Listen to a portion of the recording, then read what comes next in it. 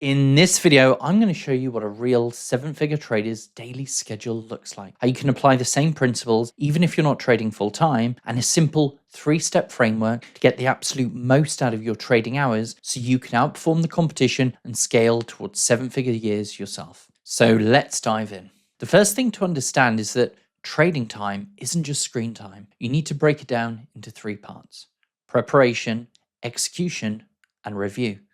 The quality and balance of these three areas will have a direct correlation to your long-term results. But before we get into how much time to spend on each one, let me tell you a story that will illustrate this. Years ago, a friend of mine joined a chess club as a teenager. At first, he lost almost every game. He'd beaten his mates at school, but at the club, he quickly realized that his basic strategy just wasn't enough. 1 year later, though, he came back and dominated, beating chess players who'd been competing for longer than he'd been alive. So how did this happen? How did a teenager in 1 year become better than people who'd been playing chess for several decades?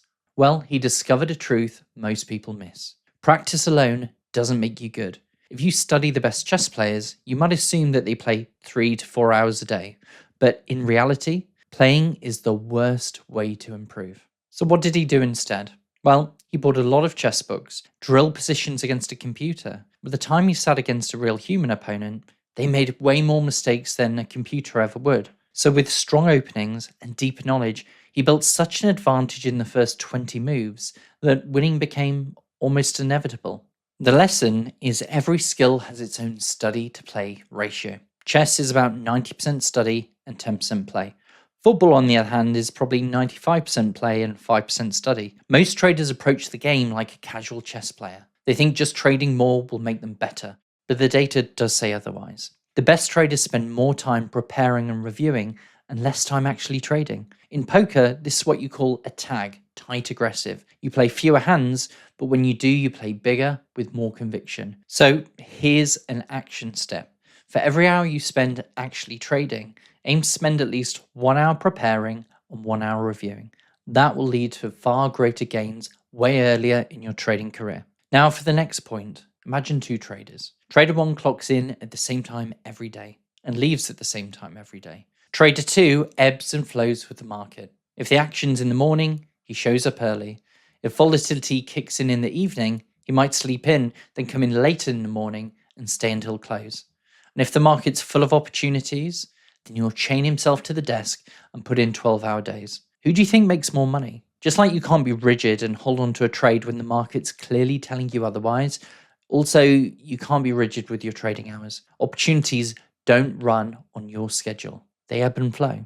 I know multiple seven-figure traders who've cancelled holidays at the last minute because they knew something big was coming. And the same traders, when the market's dead quiet on a random Wednesday, they'll happily book a 5-day holiday with a flight leaving in just 4 hours' time. This is exactly the same principle that Jeff Bezos talks about. He said there's no such thing in his book as work-life balance. There's only work-life harmony. Balance suggests that things are an even split, which in the real world simply doesn't work. Some weeks the market demands more, other weeks it demands less. The key is to create harmony, knowing when to lean in and when to step back. So here's the next action step. For the next month, plan your trading schedule around the market rhythm, not the clock. When markets are really active, give yourself permission to go all in. When they're quiet, scale back, take time off, recharge, and focus on reviewing and planning. But here's the thing. The first two tips won't work unless you're performing at a high level when you actually trade. Let me explain. One particular coaching client of mine came to me in a mess. He was anxious, scattered, and constantly worried about missing something. And he also felt completely behind other traders. He was putting in all the hours, doing prep, doing reviews, but something was still missing. When we went through his schedule, I realized the problem. Everything he did was reactive. He had no priorities, no hierarchy of what really mattered. Think of it like this.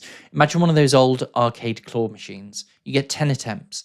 Inside the machine, there's a cuddly alien toy worth nothing, and also a PS5 sitting in the corner.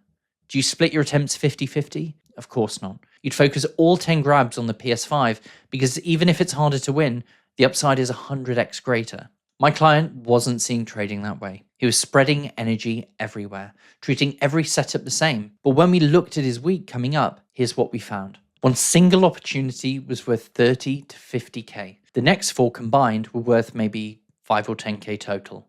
Despite this, he was distributing his time evenly in terms of planning and prep for those same events. So by diluting his focus across everything, he missed the one trade that could make 80 to 90% of his weekly profit. Once he flipped his focus and started putting all his energy into that one really high value setup, he then started to fit the smaller trades around it, and his consistency skyrocketed.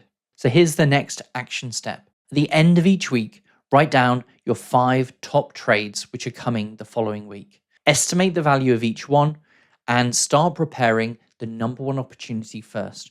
Only move down to the next one once the top one is fully prepared and locked in. So now you know how 7-figure traders schedule their day. Just like everything else in life, success in trading comes from the quantity of hours put in times by the quality of the activities you do. But here's the truth. If you really want to have success in trading, you also need to understand the habits of a 7-figure trader, not just how they manage their time. So watch this video next, where I teach you the habits of success necessary to dominate the competition, become a 7-figure trader while still in your 20s.